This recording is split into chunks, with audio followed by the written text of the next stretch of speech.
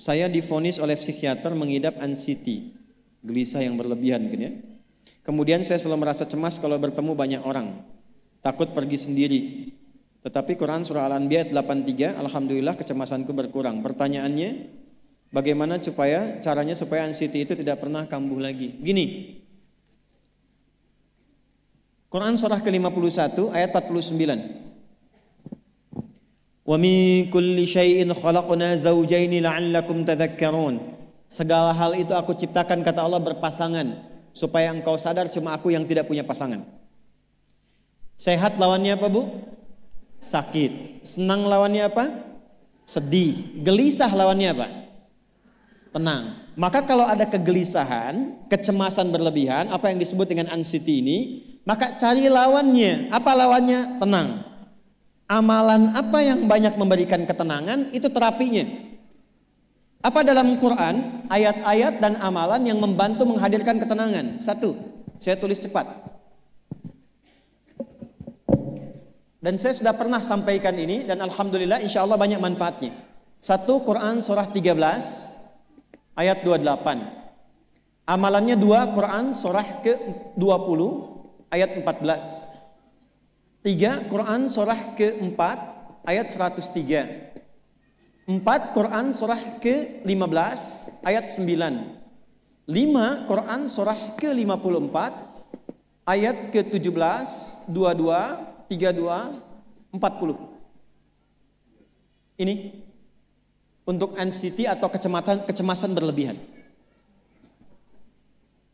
1, Quran surah 13 ayat 28. Perhatikan kalimatnya. Pelan-pelan, Bu. Ibu kalau gelisah, cemas itu adanya di hati atau di fisik? Dari hati baru mengalir ke pikiran kan? Baik, perhatikan bagaimana cara menenangkan hati sehingga pikiran ikut tenang. Ini langsung dari Allah. Ala bidzikrillahi tatma'innul qulub. Kata Allah, ala, yakinkan pada dirimu.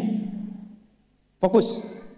Ala itu harful istikhbar wa taukid, huruf yang berfungsi membuka informasi dan meyakinkan. Jadi kalau ibu ingin tenang, ada yang divonis cemas berlebihan, anxiety, pertama kata Quran mesti yakin dulu nih. Lawan itu yakinkan pada diri. Bidzikrillahi, dengan banyak meningkatkan zikir kepada Allah, tatmainnul qulub, dampaknya ke hati memberikan ketenangan. Jadi rumus cepat menghilangkan kegelisahan, obat yang pertama kata Al-Quran, zikrullah. Apa obatnya? Amalan zikrullah ada 4. Amalan zikrullah ada 4. 1, saya lompat dulu ke yang paling cepat, yang paling gampang, yang paling mudah. Quran surah ke-4 ayat 103. فَإِذَا قَضَيْتُمُ الصَّلَاةَ فَاذْكُرُوا اللَّهَ. Maka jika engkau telah tuntas mengerjakan salat, berzikirlah kepada Allah. Ibu kalau sudah salat ada zikir? Ya? Subhanallah, alhamdulillah, Allahu akbar, astagfirullah, ada itu? Hafal ya? Itu yang paling gampang. Kalau sedang cemas, keluarkan zikir pertama dalam bentuk kalimat thayyibah. Apa kalimat pertama yang dibaca setelah salat? Bukan. Astagfirullah. Assalamualaikum warahmatullah. Assalamualaikum warahmatullah. Astaghfirullah. Astaghfirullah. Astaghfirullah. Allahumma antas salam wa minkas salam. Tabarakta ya dzal jalali wal ikram. Kalau ingin agak panjang, boleh. Ada yang versi panjangnya. Ya astaghfirullahalazim alladzi la ilaha illa huwal hayyul qayyum wa atubu ilaih. Baca 3 kali. Allahumma antas salam wa minkas salam wa ilaika ya'udus salam. Fahayyina rabbana bis salam wa adkhilna al jannata daras salam. Tabarakta ya dzal jalali. Yang pertama versi singkat, yang kedua digabung dengan doa versi panjang. Kalau sedang gelisah, bacakan cepat, tapi harus yakin, karena kalimat Qurannya mesti yakin. Astagfirullah, astagfirullah, astagfirullah. Jangan cuma di lisan sambil ingat Allah. Enggak, ini enggak main-main ya, ini enggak main-main. Jadi begitu sedang gelisah, cemas berlebihan, merasakan cemas, anak gimana belum datang, astagfirullah. Tapi sampaikan ke jiwa, ingat Allah, astagfirullah. Astagfirullah. Sampai terjadi perubahan dalam hatinya, merasakan ketenangan. Astagfirullah, astagfirullah. Kalau itu belum tuntas, ambil wudhu. Amalkan yang kedua, Quran surah ke-15 ayat yang ke-9. Inna nahnu nazzalna dzikra wa inna lahu lahafidhon. Dengan keagunganku aku turunkan Al-Quran itu sebagai zikir. Nah, Quran disebut oleh Allah sebagai zikir. Di antara fungsinya memberikan ketenangan pada jiwa. Ibu kalau sedang cemas, istighfar, masih ada sisanya wudhu, ambil mushaf menghadap kiblat. Baca, Bu. Apa yang terjadi?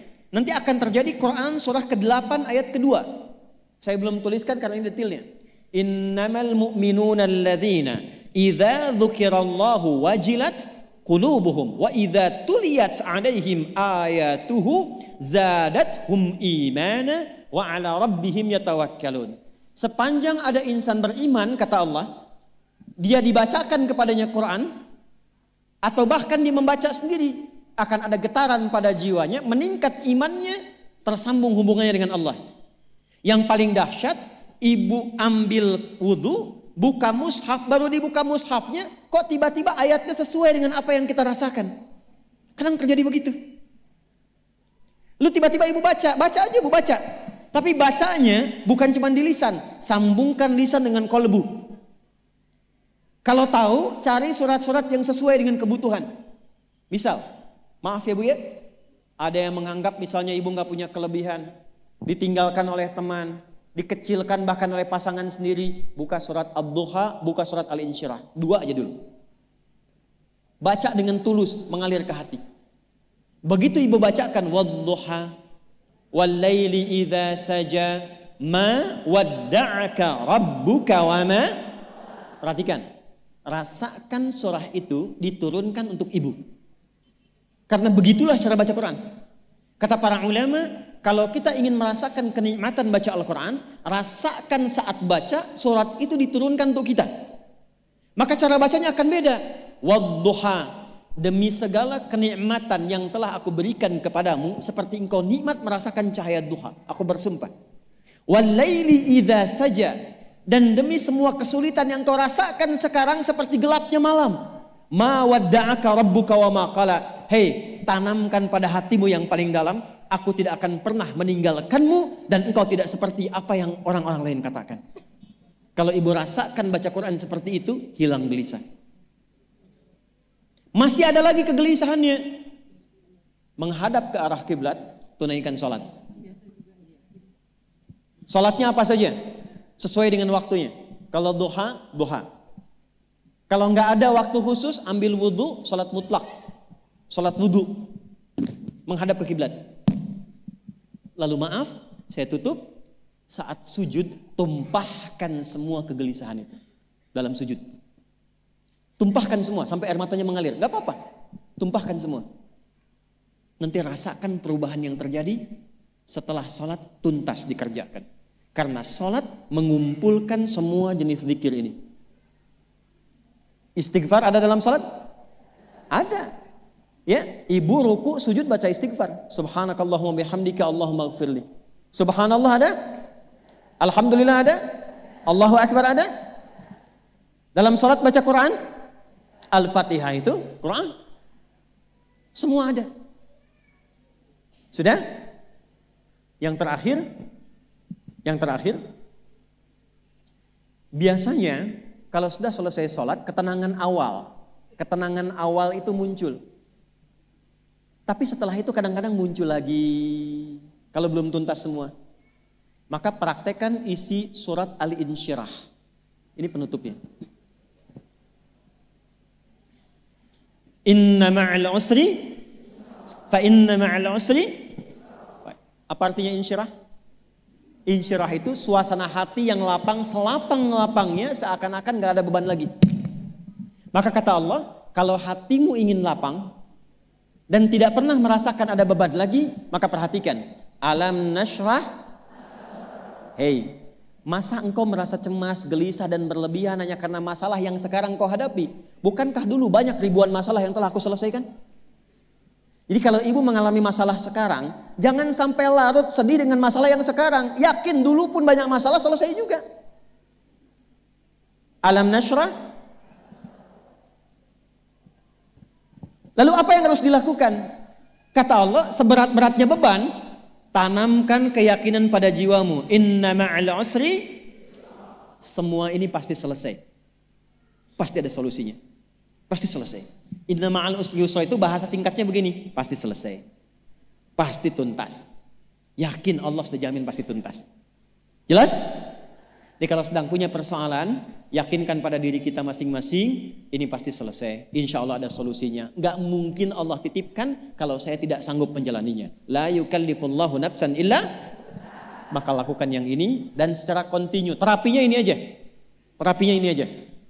Gelisah lagi, zikir lagi. Gelisah lagi, buka Quran. Sampai itu hilang, tapi itu tidak akan pernah hilang kalau ibu nggak